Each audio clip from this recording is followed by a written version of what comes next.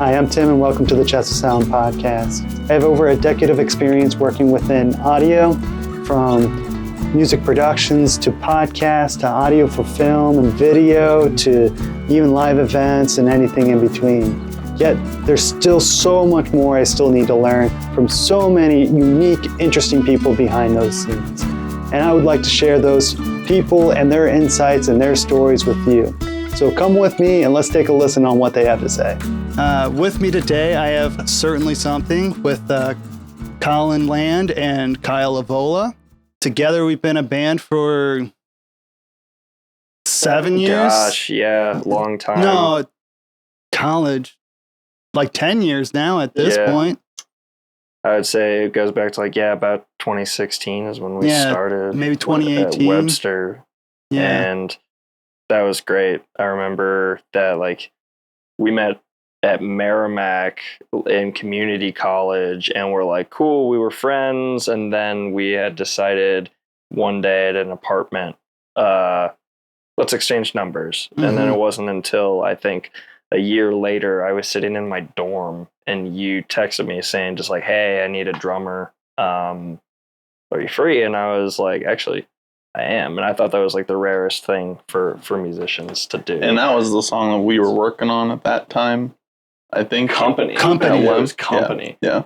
And then something off the whiteboard that never happened. Yeah, something. Songs we never released. These are just things that are just thrown on the drag heap of music and creativity now. But man, that's where we started. How you started out? Yeah. And then I guess Kyle and I go back to high school. Actually, I do remember our start of jamming. A friend of ours got us together back in high school. And I just remember we just jammed. And then 2 weeks later, we were like, oh, let's play at the talent show. Do you remember that one? Yeah, that was, the band name was 2 Week Endeavor. Because we only had 2 weeks to prep. Yeah. Twice, I think, because then we did a Halloween show 2 weeks later. Party, Fun start. So yeah, we've known each other for a while. Long time now. Yeah. We started at the infancy of our understanding of audio, and now we're way, way more knowledgeable on it and still have even more to know. And for real, every song is a project and an experiment. But it's cool. I mean, everything is coming as it comes along. We're learning. Yeah. What's a song you think we learned the most with working on recording? What was the one we really hashed out the most or learned the most from? I'm gonna say probably Mountaintops or To the Moon are probably my top two, with all of the different noise, like what ear candy they add in there, and some of those production tricks of getting the drums to sound like they're in a box, and then they kind of get bigger. So yeah, those were things I felt like we learned a lot on. Yeah, I'd have to say after Dead Routines, where it was, we've had it for so long and it was somewhat just kind of get it out there at that point. So we didn't experiment as much as I think we could have, except for some select songs. And so then later I would say probably To the Moon just gave us a good atmosphere, and we got to experiment a little bit more with that versus some of the earlier stuff where we were just kind of rushing. If I'm being honest, To the Moon to me is like our Freebird song, because we just go 5 minutes. It's just 5 minutes of straight jamming. But you're right. Compared to Dead Routines, it's a completely different tone of it sounds way bigger than just the three of us. And I think that was a bigger evolution from Dead Routines, starting with songs like Why'd You Kill the Vibe, which to me sounded like a three-piece. It sounds like we're doing our thing, but it's very minimal. So it's cool to see us grow. And also post-release, I think you don't know until something's out on your streaming platforms how it's going to sound, and that's been a learning curve for all the different aspects, instruments, learning the requirements for streaming platforms with your volume and what levels you actually need to hit, and how it's going to affect those things. Yeah. And I think also that was a turning point for us too, when we really started to look at pre-production, because we kind of had an idea with Widower and stuff of we knew what the song musically was, but we were still chasing like we didn't know where we were going sonically. We were just like, we had some ideas maybe to reference. Like we still pulled references from musically when we go and listen to a song and be like, oh, we like this band or we like this artist, but we're going to go.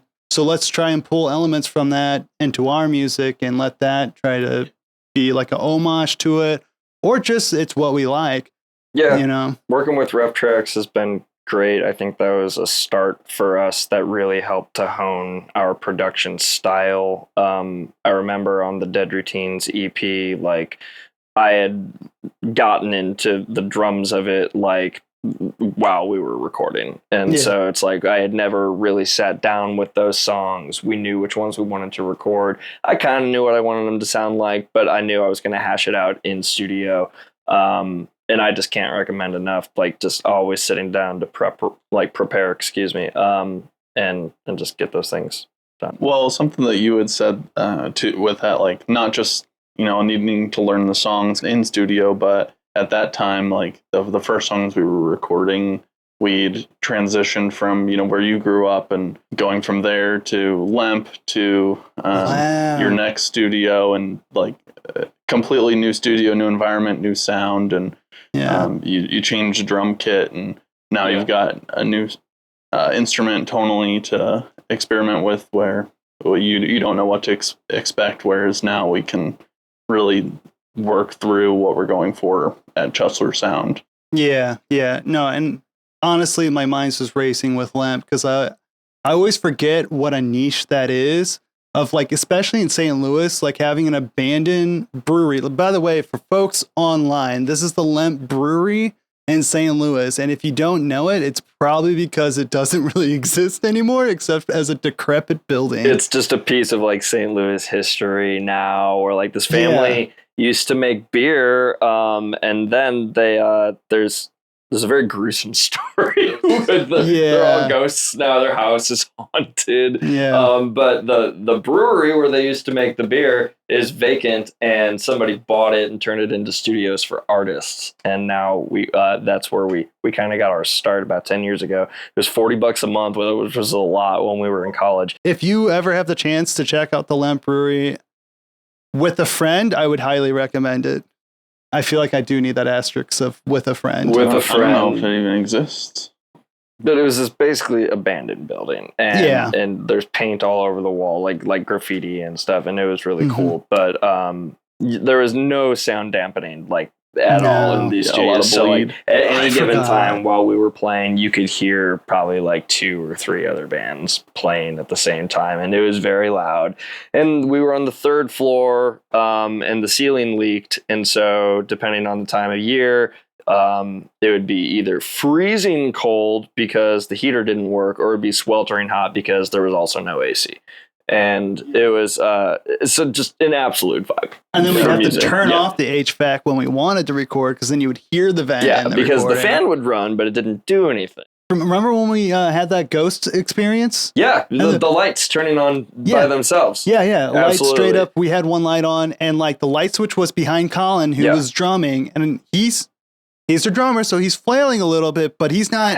He's not over here. You know, drummers flail a little when they play. Right, of course. It's kind of how you have to do it, in my opinion. It's fine. If you're not flailing, you're not doing it right. If you hold the sticks in the wrong hands, it's a big it's an issue. So. But the lights turned off or on by themselves. Yeah, one of the two. But the lights changed the apparatus lighting by themselves. I think we saw that and we were just like, all right, I guess we're done. It was like, huh. Ghost. What do we do after the Lamp? We went. Yeah, where do we go after Lamp? My old roommate's place. That was the next place where we recorded at, but that was short-lived, maybe like a year. So we were there for about a year in his living room. Yeah, and then out of that we had a couple demos, but I think we ended up still using a couple of the tracks there from Saturday, and Space started there. That's where you recorded the vocals for Saturday. Some of the backing vocals for Saturday, and then we sat on that for probably 4 years. Never delete anything. Mm-hmm. Never delete anything. And then we went to your old place, your old house. Yeah. The shotgun house, my old grandpa's house. Thanks for housing my drum set for like 8 years. Well, Hey. it didn't live with me while I lived in an apartment. We weren't using that space. So it's that's not like cool. here. Like here, it would be an issue if you left drums here because I'm like, I gotta use the space. I mean, that's but a rotating room. But no, I mean, like living in an apartment, that was honestly one of the best things because like it gave me an excuse to continue practicing drums. It gave me an excuse to remain friends with you. And I was able to retrieve my drums. Now they live back with me and I never had to sell them. So it was fantastic. it is a fact. You do need to have an excuse to be friends with me. That is true. Yeah, I don't do it just for fun. Who's friends just for fun? So from your last house, we ended up here. You've been putting a lot of work into so much Chesler work into sound. this house. We're working on some new songs. With that in mind, we're able to segment out our production a little bit more. So instead of just having full production, we're able to have pre-production, the full production work, and then the post of like the marketing side and everything of that. We kind of like focused for like the first 5 years just on that middle production part. But as we elaborated, we did a little bit more pre-production of having an idea of what we wanted to sound like sonically. And, you know, that's making a playlist, doing whatever we need. But on that post side too, we changed a lot and how we tackled everything. We went from, all right, just upload it and see what it does, to like, all right, we need to get people involved. Let's try to build a community or some sort. Let's get involved with the communities. I think actually this year's one of our goals to try and play live. Yeah, so we definitely want to get out there, start playing shows. Come check us out, please, if we do. But yeah, for sure, we're definitely starting to shift gears and really form that fan base and try and connect with people. I think we spent a really long time. It's important to figure out where you want to go and what you want to sound like. But I like where we've landed with this kind of indie shoegaze feel. It's kind of fun. It's big. It's atmospheric. It's got some energy, but it also makes room for kind of this sludgy, low sus chords that are really fun to play and just give a lot of moodiness. I'm so glad you're here to communicate that because I could not have done that. I don't know that many genres, to be honest with you. As many as I should probably know. But that's been my favorite thing is just discovering all those unique ones where it's like, oh, what's Pittsburgh indie rock music? Yeah, so we're trying to connect with like the Connecticut indie scene and the Jacksonville indie scene. Those are really popping off. So we're just really trying to connect with a small fan base and really see who's interested. And you'll record anything, Tim. I will. I know you've recorded a wide variety and produced a wide variety for your own personal music. But yeah, and also other stuff like there's all the KDHX stuff I got to do and all the interning at recording studios. Yeah, you've been doing radio. You've been doing live stuff. Yeah, you're doing law firm stuff. Broadcast, conference center, hospitality, venue, event, production studio, corporate theater. I haven't done corporate theater. I haven't done regular theater, but corporate theater I have done. It's very dramatic. It's dramatic in how different it is in regards of the content, but like honestly, it's the same stuff, different day. It's true. Just a different application of sound. Yeah, they're like, instead of like the dancers coming on stage and we're going to have like this whole light effect go through and single out this thing and like all that, we're going to do the same thing, but instead of like a dramatic dance, it's going to be a guy that walks up to the podium and then it's just going to zero in on him. Yeah. And he's going to talk to you about benefits, either employer benefits or like just benefits of XYZ product. Going back to the studios and, you know, how I got to here where I'm at, you guys also got involved with doing studio stuff as well. I'm actually going to start with Kyle over here on your setup because your setup's been going for a little bit longer. I guess I've always just recorded stuff with my phone, you know, as an idea sparks that can be 3 a.m. or sitting in front of the computer regardless. But you just kind of want to get that magic down while it's there. But I remember back when I first was kind of starting to record music, I had traded in an old pedal for the Studio One $100 audio box. But then even before that, I think in high school, we had all chipped in like $50 or something for that Tascam, or you might have bought the Tascam, and no, we all chipped in. Okay. We all chipped in, and we were just recording in a unfinished, all concrete basement with no protection. Everybody playing at once just to get what we could. No metronome. We were just playing total by feel. I just remember the drummer couldn't get the timing, and you just were like, "What if I?" It was a different drummer. It was a different drummer. Yeah, specify different. I just remember the drummer going over to you and just being like, "Can you just talk and sing the words right behind me so I know where I'm at?" Physically behind him as we're trying to record with the Tascam in front of him, he's just sitting there whispering the lyrics into their ear and just hoping that it's in time. Yeah.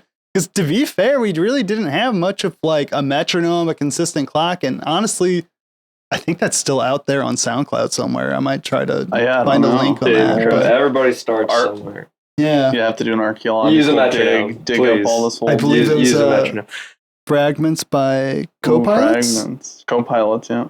That might have been it. But no, I'll have to do some dig. I did find it once before, but anyways, you were trying to record on the Tascam in his basement. I think that was through Audacity, where everyone starts, and I'm sure there are people that are still using it. I'm sure it's gotten a lot better as a DAW, but I think it is just whatever was free at the time, and now having access, since you've studied audio engineering, I think you put a lot of work into the studio, which really leverages us as a band, a long time group, to make our music sound as high quality as it can. And I think we want to continue to push that. And we're always working and learning new things to be able to do that, or we're digging up old techniques that you might know, or we're learning for the first time to get the right sound. Yeah. And not to mention, you got your own DAW and computer, and we all have our own house now to basement studio it out. Metaphorically speaking, in some cases. That's true. I'm the only one with a studio on the main floor of their house, so whatever. A little bit better than these guys. So, but what DAW are you working with? So I'm using Studio Ones, like I said. Start with a rough phone recording, and then I'll mic up if I'm getting the acoustic out or the electric.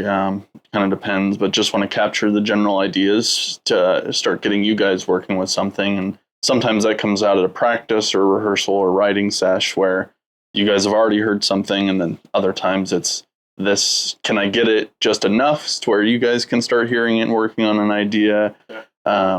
Or is this I want a pretty polished, this is the way I hear it today without anything else, to just kind of get those ideas to you, where we could almost then plug that track in here and then start really recording more professionally with some of the demos.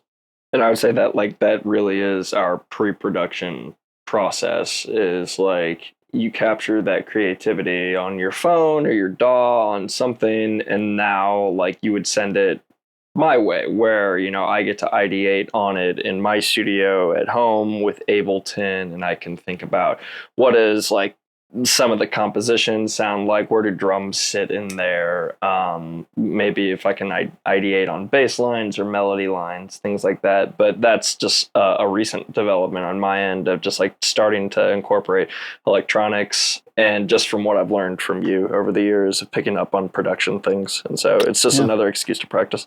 Yeah, and I'll tell anyone anything they want to know, because I frankly don't care. I don't gatekeep on that front. Right. It's good to share knowledge. Yeah, it's usually more of a problem getting me to shut up than it is to. But it's not. Dude, you're a guru. It's sick getting to learn from you, and appreciate it. It's definitely transferable skills, so it's fun. Yeah, especially with the DAW and hotkeys. I love hotkeys at this point. Now I learned File Explorer's hotkeys and stuff. Yeah. I'm well, shit. Hotkeys are life changing, man. Yeah, Control-Shift-N. Translates to not only new track, but new folder. Right. Well, that's a key thing for all the audio folks, is just be able to work fast. Know your hotkeys. It is. Yeah. It's not about working fast, but being able to work fast is just going to enable you to succeed and get those ideas down. Especially on editing. You want to be fast on editing.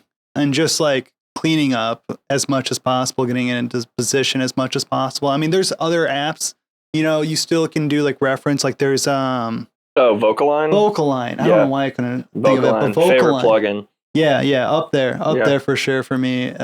Just because it saves so much time when editing vocals. I mean, of course, with a grain of salt, it's not always perfect, but like 90% there off the bat. Well, it's more perfect than we can get, right? Is like you'll lay down vocals. I try and match. I don't do a good job, and then we need them to be in time, and it saves a ton of time than having to go back in there and redo take after take after take to make sure it's specifically spot on with where you ended. And ideally, we do get it. No, I mean, it's hard for even we do still go in there. Me to get 2 takes, exactly the same, and that might take a number of takes between that first vocal pass and then a few harmonies and trial and error until we get what we want out of it, or to be able to comp and choose the best parts out of each, and then go back and take a full vocal performance and then do it again and again. And then, so I think, some of those tools, Vocaline and Melodyne or Antares Autotune. Yeah. And that's not uncommon, like to have like 10 takes and then just choose the best part of each take. But typically you have like just a vocal engineer going through every single, like someone who's designated just to do that portion of that session when you get to that level. But like, we're just 3 dudes. We were allowed to have Chesler sound. We do. We get by. And sometimes when you're in the studio, you get a new idea, right? Something that you haven't been able to practice before. So it's going to take some iteration there to get it right. Whether you're a local music fan or a creator looking for a professional sound, I want to show you what we have to offer here at Chesler Sound. First, check out our latest releases. We're constantly updating our library, and you can stream new music from our featured artists right from the site. We make it easy to support independent artists with flexible options that put the control in your hands. Visit the shop for exclusive gear and unique items to help you represent the Chesler Sound community. If you're a creator, my private studio offers high-quality professional audio support for your next music, film, or podcast project. Interested? Visit us at cheslersound.com to listen, shop, or start your next project. Okay, so we had gone through a lot of iterations of instruments while recording. We went through kind of beginner stages when we were really starting to like intermediate when we really started releasing stuff, and now I would say we're at that like expert level of instruments we have and that we went and found. How has that shaped our sound? Previously I had one electric guitar and a beat up acoustic, and it's kind of work with what you have, which is kind of a good tip for anybody. You can make good music with anything, but being able to simplify that and having a guitar that I keep in, an open tuning, and then a guitar that I keep in like E standard, and knowing what to do and intonating them correctly. And I have to remind myself real quick that we did record your guitar, which has been wood glued together. Yeah. I mean, I beat it up and it sounds impeccable. With new strings, so that's part of the key. But I think just being able to choose the right tool for the job, and like the PRS that I have had humbuckers, but it has a single coil tap, so I think that gave us some flexibility, but is very dark. And I think starting on earlier and some of my early influence and what I wanted to replicate more in music was much thicker, heavier tone, but I don't necessarily think that all the music we do necessitates that. So leaning more into like a Telecaster kind of twangy sound, but being able to really adjust that in studio with effects, which same thing with pedals, really limited there, but really zoning in on, the song structure, and where and when to use the right tools and apply them to make a song bigger and better.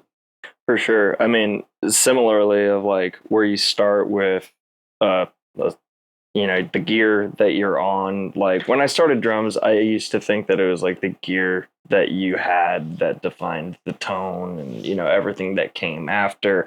And that's just not true, because like I've been rocking the same kit, and it's not like a great kit, but it's a maple shell, good solid warm tone kit that you can just start with and experiment on. So like when I first started, like I've been doing different projects for years now, and I've been doing like punk rock things and like heavy metal things, hardcore things, which are like really punchy, really attack heavy, and like you just get that really condensed sound. But now we're doing more of like the laid back, the more atmospheric indie rock shoegaze style that's a bit slower, and that's been a huge experimentation for me. So like where like it's just starting with like what kind of heads you're on, as opposed to like clear heads. Maybe you're getting into frosted heads with sticks instead of nylon tips. You're working with wood tips, and then like as I've been going, you just start piecing it together. Drum gear is expensive, guys. So like, don't think you need to get it all at once. It's just something that as you go, you get a new cymbal here and there, you get a new tom here and there, you start changing out your beaters. And then you just build up from there. So like for me, as we've gotten into our tone, it's like you start throwing bandanas over the toms, you get that more muted style. You go for the dead drum type of tonality. You just start clothing your drum kit. You just start clothing your drum kit. You get it a scarf. You buy it a nice little acoustic hat, and then it's really the tone. So yeah, Yeah, I'm but waiting you to get the tux you learn on a it. lot over the years. When you first started, you were going more for like the metal song and metal sounds and everything, and then now we're not. How did you tweak those to get to where you are now? Yeah, so it's figuring out like how to deconstruct a beat, because like in those like heavier genres, you're really trying to fill space. It's really more about like how fast you can play, how much space you can fill, and how much definition you have. And here maybe it's not so much about definition. You're not really going for like the attack on the low end with the kick. Maybe it's a bit more muted. But you're really leaving a lot more space for guitar and vocals and other elements of that composition to ring out, to shine through. Where like, like in metal, like drums are front and center, right? All the time. They're really loud. They're louder than anything else in the mix. And oftentimes it's defined by how good the drummer can fill that space. Here, drums are much more of a backseat. They're much more of a piece of the composition. And so it's really been kind of a challenge for me to figure out like how to dial it back, how to play more minimalist, just to give it the right type of impact it needs. And Tim, I think you can kind of comment on getting the mix and how you would mix those two things differently. And part of being a musician and writing those parts and recording them is to enable the audio engineer producer to make a good mix. So like all these drum tricks or guitar tricks to just get the right sound is really just to enable the audio engineer to do it later. You want to start off as close as possible to the sound you want to sound like, like that just makes everyone's job easier. Like not even just for just audio guy can now doesn't have to do as much to get to where it is. He might have to do the same amount. It's just that reference per se. A good way of I would put it is with like VFX artists and stuff, like you'll see them use like this full practical suit, looks great, but like clearly that wasn't the end product. Like there's like the Stranger Things Vecna or whatever that has all the tendrils and stuff on it. Oh yeah. And they're like, that's not practical. They did use a practical suit. It's not that though. But Right. that gave them the reference of like, what's that look like in that lighting? Right. How's it blend in there? They have that reference to then be like, oh, that's what the idea is. Let's make it move and do the things it needs to do to get it to fit Kinda to into the shape it, mix. yeah. To shape it. And that's a good point of like when you're going in and you're recording drum audio raw. I mean, like, yeah, you get your cool snare tone and then you're probably going to go and destroy it with samples. But either way, like it really does matter what tone you're going in with, because it can define the rest of the mix. There's just some things that you can't escape through audio recording. And as much as you want to incorporate that snare sound, if you are chasing something that comes from your post-production, it's really going to rely a lot on what you go in with. I just think that get it right at the source philosophy. Like it's going to be as good as you get it the first time you get it. So yeah. And like, it's definitely going to change after you record it, but don't overlook it. Yeah, no, 100%. Especially, and so like, don't get me wrong. I'm always going to be on a mantra of you want to buy something used or cheap within your budget that's going to give you the best bang for your buck. However, with my bass, I think we got a little bit less bang for the buck. Do you remember my old bass before this one? And we just couldn't. We had to scoop out the like mids of it just because there was a buzz through it, and we just dealt with that, and I just took from elsewhere to try and fill in that void. Well, was that a 4-string or 5-string? They were both 5 strings. Yeah, they were actually like the same color and look. I had the LTD bass that was very much beginner realm, at least where the one I had. And you had to scoop out the mids, and it had all that and everything. And then I went to the Schecter, which when I played that one in and plugged that, I was like, this is what I wanted the LTD to sound like. 100%, dude. When you switched to the Schecter, it was amazing. Oh, so full. So smooth. It was like butter. Yeah. Nice and thick. This is what I was expecting with the 5-string, not something that's like, And maybe that was like, there could have been another path to that solution too. Like, I mean, every time I feel like I sound like I don't know what I'm doing, I think it's like, okay, do I need to change the strings, or do I need to adjust the truss rod? Do I need to intonate? And then does the pickup height, like all these things electronically, instrumentally, that you might need to adjust before getting an entirely new instrument. And then sometimes that's just for your style of music, that's just what you need.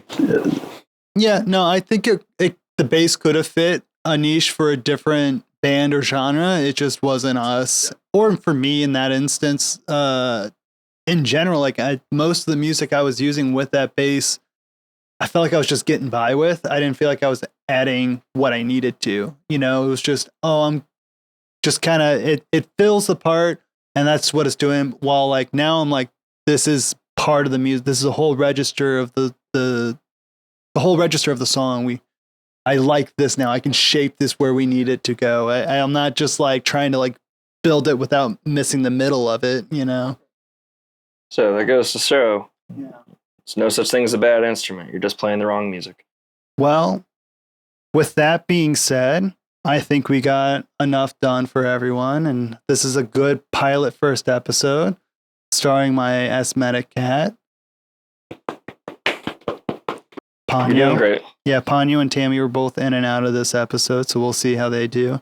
But this is the fun part where I get to go, what do you guys got going on? What would you like the world to know? And well, our last release, I think we had Wildflowers and Sunset in 2025, so definitely really want to continue to have those grow and people to hear those. I think not enough people have heard them, so we want to push that, and that includes some video. We kind of want to pull in different art formats to go along with our music and encourage other people to do so too. I love seeing other art inspired by art, and would be really flattered if it was ours. But then I think we've got a number of new songs coming in the works, and Colin's done a great job tracking drums, and Tim's been laying down some bass and vocals, on everybody. I didn't do vocals. Not yet. Not yet. We try. I've done some on Dead Routines. I think you're mainly into the moon too, right? I might be into. Yeah, you did some. Yeah, I did some moons. Yeah, I sound like a cow in that one. You're also on Tisket Tasket. I am on Tisket Tasket. You spotlight on a few singles. Yeah, and Space. Yeah. Yeah, I did the countdown. Yeah. And the Oohs and Ahs. We got 2 more in the pipeline. Really just need vocals on, and then it's just mostly mixing and then mastering at that point. So yeah, man, we're in the studio. We're cooking this year. We're definitely hoping to put out a few more songs, maybe play live, but stay tuned. Big things coming for sure. Yeah, absolutely. Well, take care, and we'll see you next time on Chesler Sound Podcast. Thanks for having us, Tim. Sure. Anytime.